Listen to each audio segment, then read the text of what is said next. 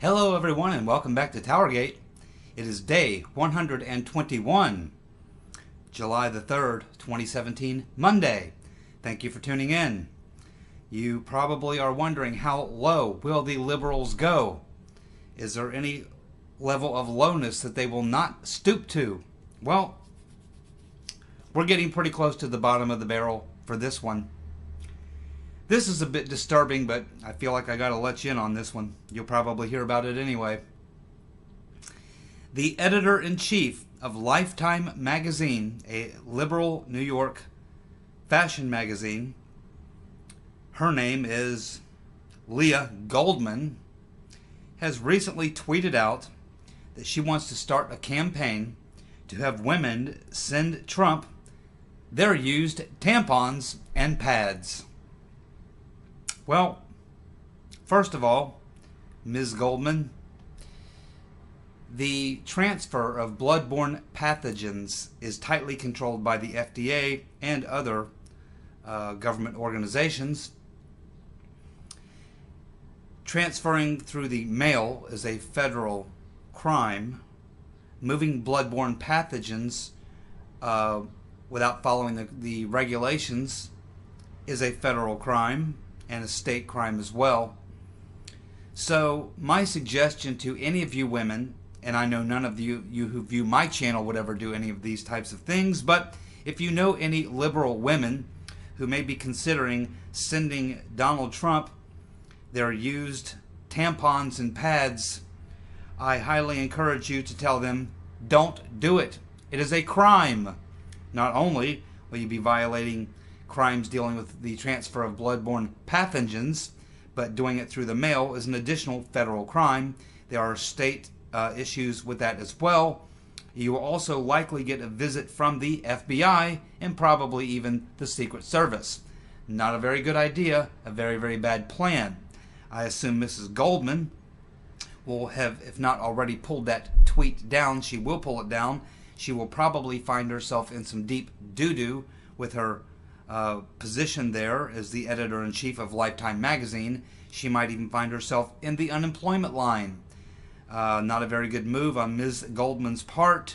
Pretty stupid if you ask me. And I would not be surprised if a lot of pressure is brought on that magazine to relieve her of her duties. And she can go find something else to do. Maybe she should call Mr. Bauman. She's going to be needing him very badly, and maybe he'll do a pro bono defense for her. Let's see him go out on the media networks, CNN and MSNBC most likely, and try to defend her. I have no doubt that he would. Well, he's looking for the killer of Seth Rich. Okay. Well, it can only go up from here. Robby Mook. Oh yes, Robby Mook. The man who managed the Hillary Clinton campaign, the worst run, worst managed campaign possibly in American political history. Why anybody cares what Robby Mook thinks is beyond me, but apparently they still do because they're still asking him questions. And of course, Mr. Mook is still happy to go out and sell the old Hillary Trump or the old Trump-Russia collusion line. Mr. Mook has not gotten off of it yet. Of course, what else can he do? He managed the worst political campaign and possibly in U.S. political history. He would probably like another shot. He's a fairly young guy. I believe that he probably was thinking he had a bright career ahead of him. However, after the devastating loss, because Mr. Mook, among others, decided to take $1.2 billion and give it away to focus groups, polling agencies, and crony Democrats at the high levels instead of putting the money where they should have put it, and instead of running a campaign that could actually succeed in winning the electoral vote, he managed a campaign which was a disastrous failure. I don't believe there'll be many high-level Democrats running for national office who will be giving Mr. Mook a call to have him manage their campaigns in the future. So Mr. Mook is trying to hold on to any credibility he can and preserve what career he may have ahead of him, which I don't think will be much. But Mr. Mook will certainly still travel in the same circles and probably find some lame liberal organization to give him something to do for a paycheck. but I don't think that managing a national political campaign will ever likely occur again, and not in my lifetime for Mr. Mook. Let's face it, it was a horrible campaign. But he did appear on the Morning Joe with Psycho Joe and Crazy Low IQ Mika to explain to them why Hillary lost, and he's still going with the Russia-Trump collusion. Apparently no one's told Mr. Mook that that narrative has been completely debunked. Good luck, Rob. You're going to need it. Well, well, well, the state of Illinois, the adopted home state of Barack Hussein Obama, the actual home state of Hillary Rodham Clinton, home of the liberal. Yes, that's right, where liberal politicians have been running Illinois now forever, since the 1930s, maybe before that. And it looks like they finally run the place into the ground. It looks like that they have reached a financial situation where their bonds are now being downgraded. They have a fiscal crisis on their hands. And what's extraordinary is that they no longer have the ability to pay their pensioners, people receiving pensions, government pensions.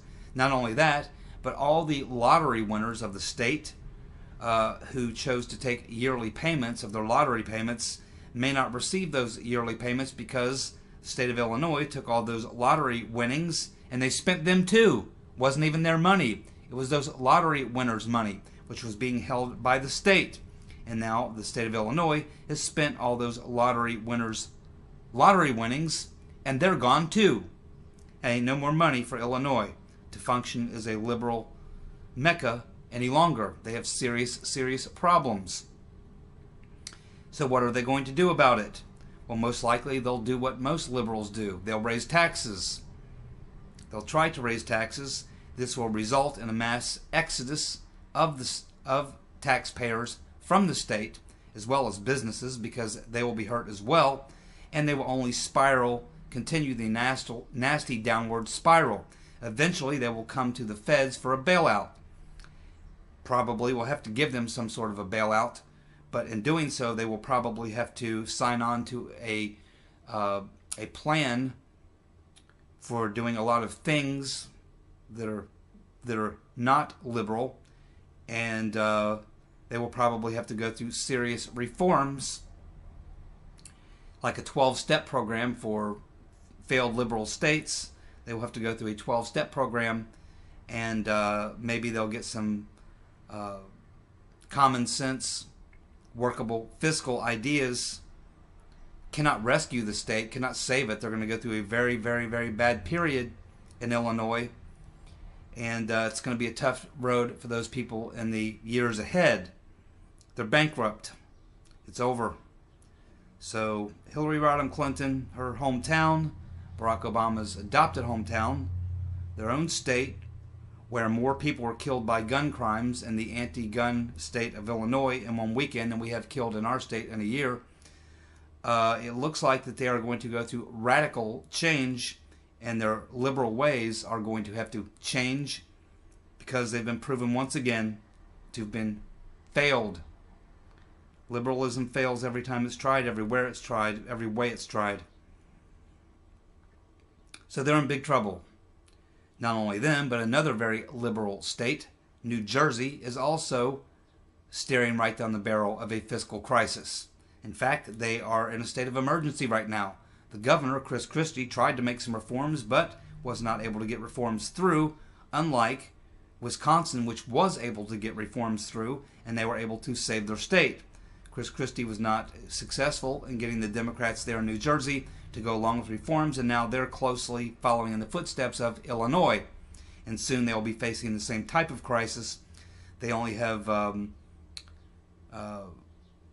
guess, Christie is term limited out in January. He'll be gone. A new governor will be taking over, and we'll see what that new governor chooses to do. But I can tell you that they're headed in the same direction as Illinois. They're going to have major reforms in the liberal progressive state of New Jersey, where they too will experience massive tax increases, which will lead to a mass exodus of people getting the hell out of New Jersey. Businesses will leave. They too will experience a downward spiraling effect, and they too will probably need some sort of help, which means they will be forced to take on reforms that they're not going to like, to pension programs and union contracts and various other things, cuts in social services, and all the rest. So this is the result of 2 states now having to meet the harsh realities of the failed policies of liberalism. And we'll just have to wait and see what shoe drops next and what liberal state comes up dry after New Jersey and Illinois. There's quite a list there. Fortunately, we have a bunch of new Republican governors. We have a bunch of new Republican state houses. Here in Ohio, we were heading in that same direction, but we did manage to get some reforms so that we won't end up in the same situation as Illinois and New Jersey. So that is the state of reality. If you live in those 2 states, you might want to consider maybe a move to a conservative state where they have sane fiscal policies. Susan Rice will be appearing either Wednesday or Thursday. There's some confusion on the date. Of course, she'll be appearing this week in front of the House Intelligence Committee. And she's going to have some difficult questions to answer. As I've stated in previous videos, I think that she is going to try to play the victim card. I think that she will try, and she'll be there, I'm sure, with attorneys. Still not sure if she will be under oath or not. But regardless, I think that she will try to lie, spin, and manipulate as much as possible. She will dodge and avoid answering any questions as much as possible. But a lot of these questions she has to answer are very tough questions. They're yes-no questions.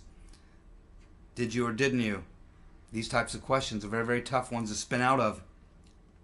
She could also plead the fifth in these closed session hearings as well. Some people think you can't do that, but you can. I don't expect that will happen. I do expect that she will attempt to show up there with her lawyer or lawyers. I expect that she will lie when she can. She'll spin what she can. She'll avoid answering questions as much as possible, try to pass herself off as the victim.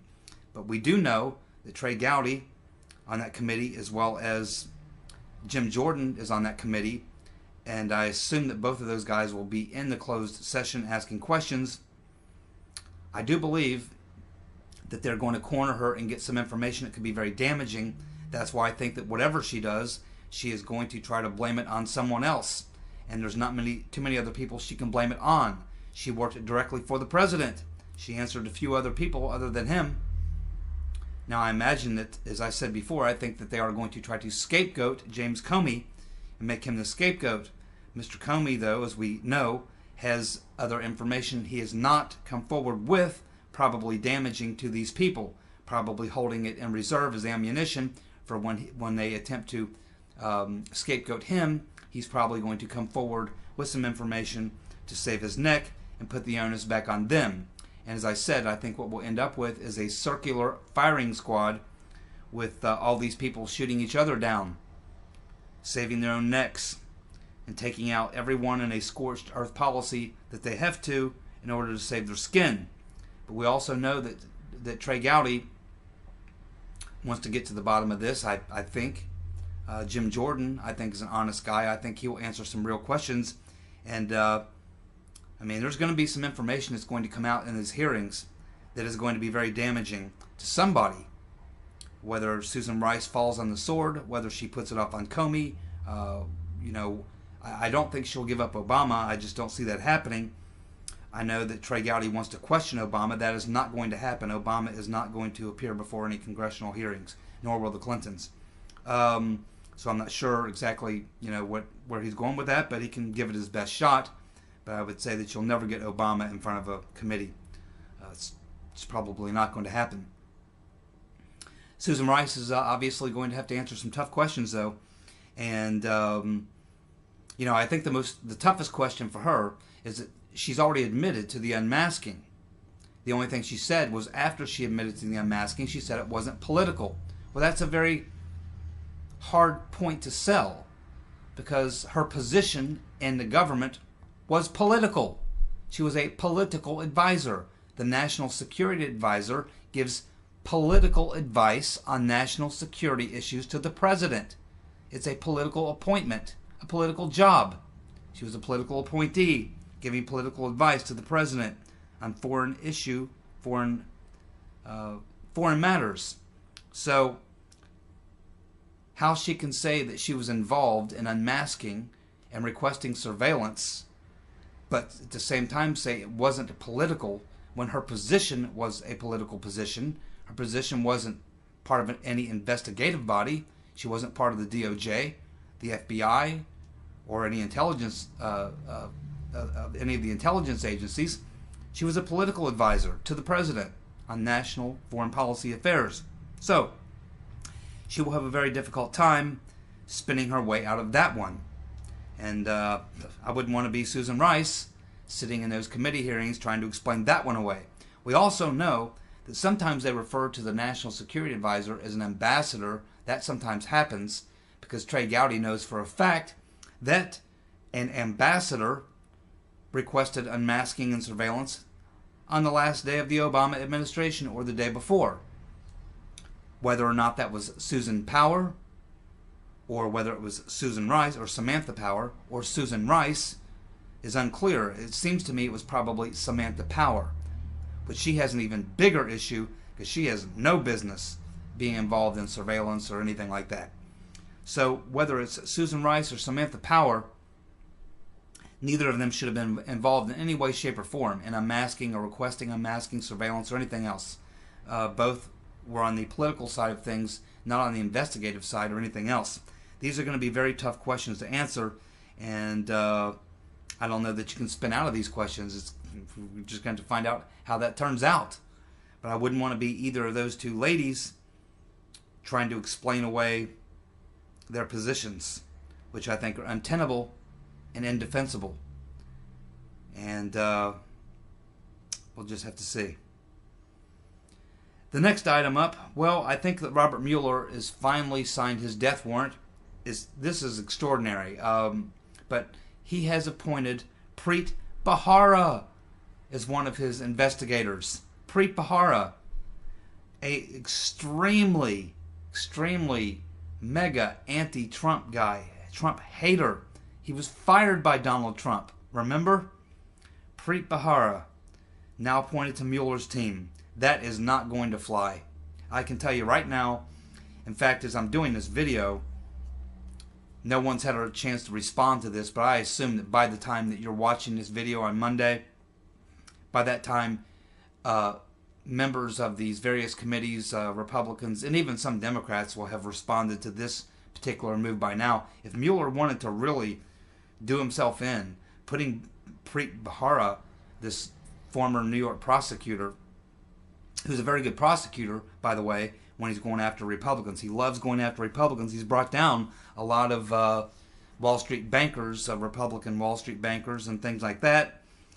He is a Republican hater, definitely a Donald Trump hater. Trump fired him, and so he definitely has an axe to grind. The fact that Mueller would put Preet Bahara on his team is just, it's mind-boggling, especially under the pressure he's under. What in the world is he thinking? I got to think now that they have got to be calling for Mueller to be disposed of as this special prosecutor. Preet Bahara has definitely got to go. You cannot have this man on that. I mean, there's no way you can make the case that he's going to be, an independent prosecutor and he's going to do, unbiased work. That's just no one will believe that. When you're talking about Preet Bahara, he is a very, very biased individual. So this is just I'm almost speechless. I just don't know what to think. What Mueller must be, what's going through his mind. I mean, does he want controversy? Does he want to be pressured?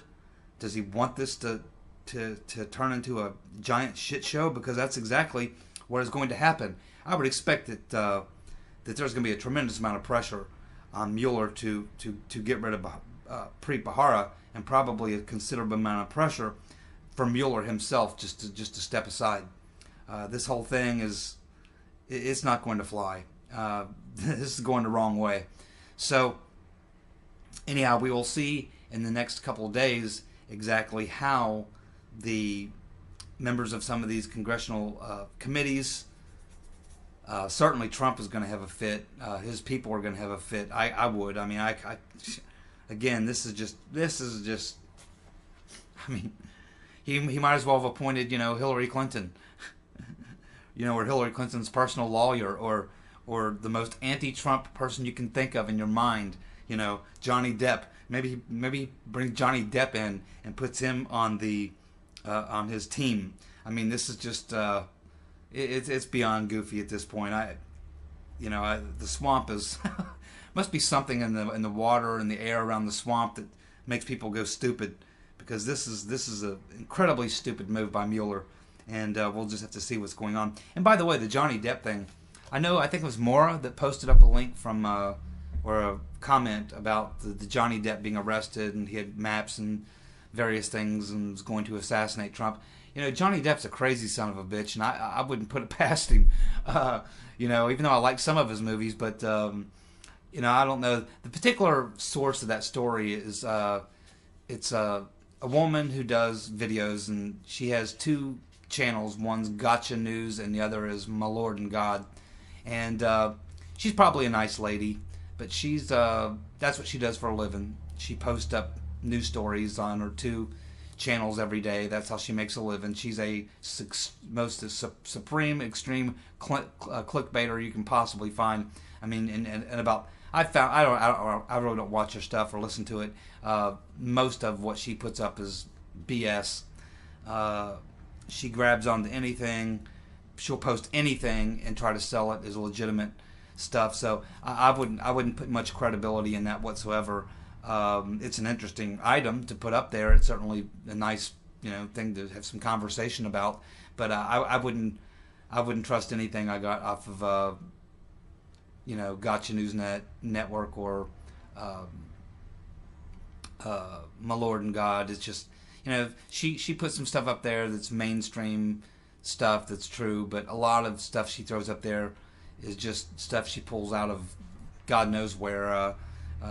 She'll put stories up there, she'll spin things to the max, and I think she goes to like Next News Network, which is very clickbaity as well, grabs some stuff and expands on that, or whatever, sensationalizes things. And it's sad because my wish is for the internet to really be the place where credibility and truth can be found.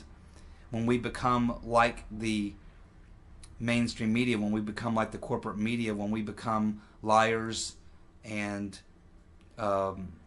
sensationalists and yellow journalists, and when we become clickbaiters and we get involved in doing the same thing those people are doing, we do great harm to this new medium. And so that kind of saddens me. I understand people got to make a buck, but whatever. That's what's going on with that. So yeah, I wouldn't put much credibility in that Johnny Depp being arrested story. She was the one running with the story about the even after things are proven untrue, she'll still continue these things, and she won't even come back and do a correction ever.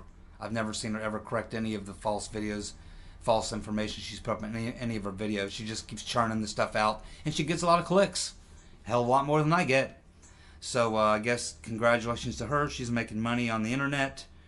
But the problem is that eventually people just get tired of reading your false information. Eventually they just shut you out, shut you down. So hopefully she's got some other career plans for after it becomes evident to people who've watched her channel that really nothing she says actually is very much true or comes true. And so she's not doing herself a service in the long run.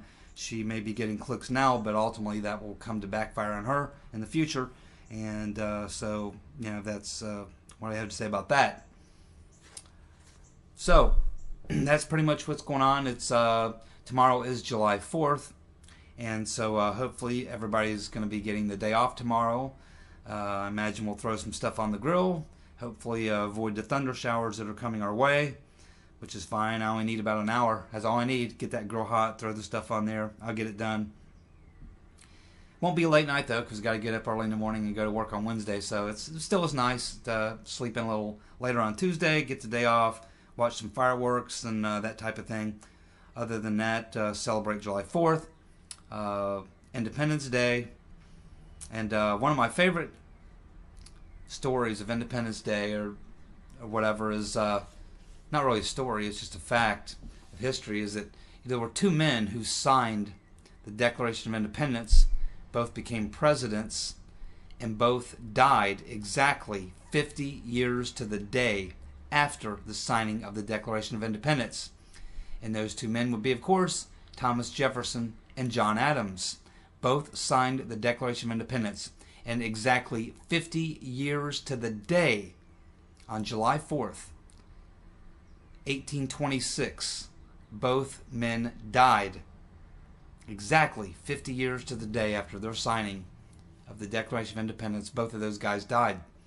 They were enemy combatants for a long time, but they eventually developed a friendship and wrote a lot of letters back and forth to one another. I've read a lot of them letters, and I think the most interesting thing to take away from all those letters that they wrote was how they talked about even 25, 30 years after the revolution, and quite a few years before they died, just like 25 years or so after we won our independence, they would have these conversations and letters about how both of them had become practically irrelevant. No one, 25 years after the Declaration of Independence, no one really cared much about what Jefferson or Adams had to say anymore. There were no media people coming to them to get their opinions. No one really cared about the things they wrote. And they would state in the letters how the spirit of 1776 had left. It was gone. No one even really thought much about it. Yeah, every July 4th there'd be fireworks and parties and festivals, but aside from that, the true meaning of what happened, or reflecting on the importance of what happened, both Jefferson and Adams thought that that had long been forgotten. And so it's kind of funny, people say, would the founding fathers, what would they think if they were alive today and could see the country and see where we are, 230 some odd years later? Would they be surprised to see what the country has kind of become? And I think the answer to that question is no. They would not be surprised at all, because just 25 years after we gained our independence, people had already pretty much, according to these two guys, forgotten them and what the whole thing was all about.